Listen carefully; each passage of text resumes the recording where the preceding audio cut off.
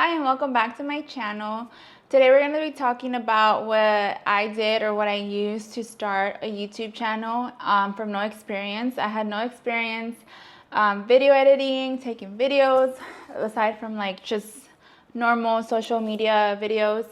So if you guys are thinking about starting a YouTube channel and you guys don't know where to start, continue watching. And if you guys want to subscribe and like and comment, go ahead and do so at the bottom, and let's get started. The thing that you're obviously going to need is a camera. So I started using my EOS. I love this camera, but honestly for videos it's not that great. It moves a lot, and for 4K the autofocus is horrible.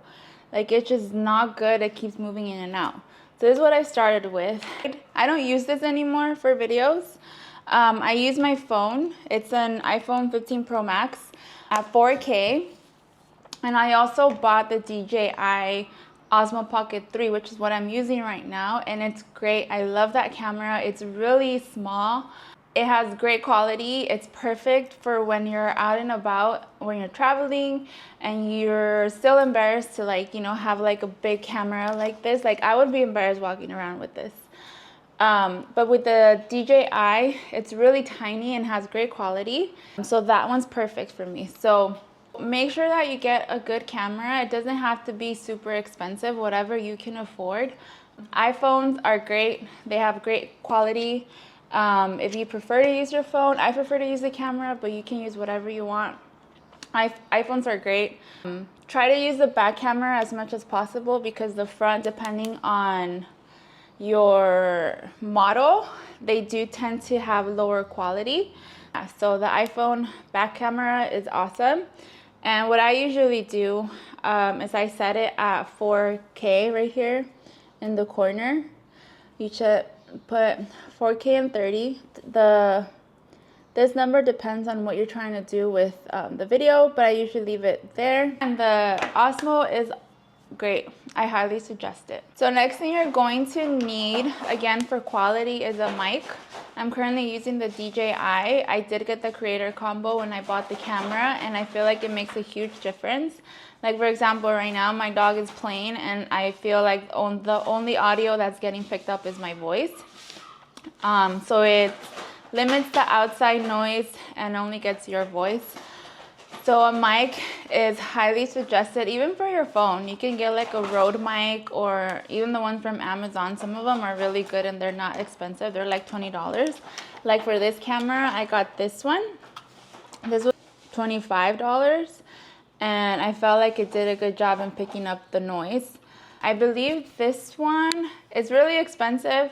That's why I got the creator combo. This one, I suggest that you splurge, but at a later on, once you know that you like what you're doing or whatever, or you have the money or whatever it is. So once you have your videos and everything, you are going to need somewhere to edit. I started the first 2 or 3 videos I did, I would do them on the phone. And I realized soon, like, the screen is tiny to be editing and to be looking at it all day and just holding it in your hands. For me, I personally didn't like it, so I did get a laptop. It was used, so it wasn't like I spent a whole lot of money on it, but I figured it's better than editing on your phone.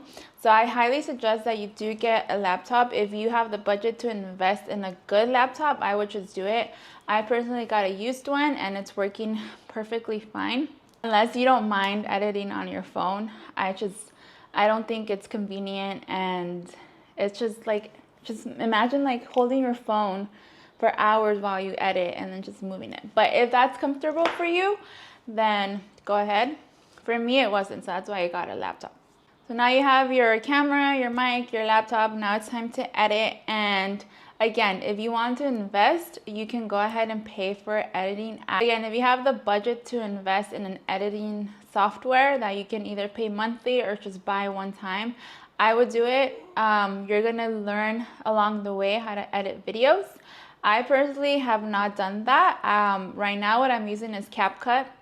And for me, at the moment, it works perfectly fine. I'm happy with it. I feel like once I advance and I'm making my videos have more quality editing, then I would invest in like But for me right now, CapCut is perfectly fine. It's free, but you can also get the pro version, which is I think is like $8 or $9 or $10 a month. I'm not sure. But for me, the free version works perfectly. Like it's perfect for me. Aside from editing your videos, you're going to need to edit like the thumbnails or anything that may involve outside of the videos, like pictures. I currently use Canva. I do have the pro version. You do get a lot more options when you're doing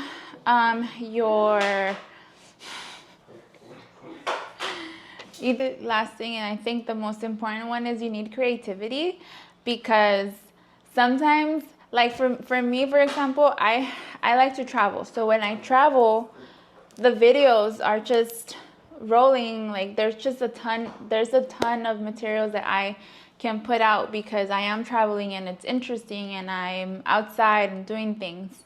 But when I'm not traveling and I'm just home, I have such a hard time thinking about things to put out online or making videos and things. Creativity is something that we need, or at least you need to look at other places to find inspiration. I suggest, like, when you're thinking of videos that you want to put out, that it's something that you like. Because if you don't like it, you're not gonna want to do it. You're not gonna have the inspiration, and it's not gonna come out nice. Like, for example, I love to travel and I love to work out and I like to be with my dog. I like things like that. So it's things that I want to put out. Like if you tell me, let's bake a cake or something, I don't like doing that. So I'm not gonna make something that relates to that, you know? So just think of things that you like and try to do that. You'll get to the right people and you'll like it, so you'll want to do it, you know? So those are the top 5 things that helped me start the YouTube channel. It's all trial and error, honestly, until you know how to use CapCut or whatever software you're using. I'm currently not looking at any tutorials on CapCut. I just kind of do move around, click on buttons, see what they do. Unless like I need something specific, like if I need to blur the background, then I'll look at like how to blur a background. It's just trial and error to see what you like, what you don't like. So I hope this was helpful to you. If you want to subscribe and like, I would really appreciate it. I do make videos in Spanish and English. Next video will probably be in Spanish. And I'll see you guys at the next one. Bye.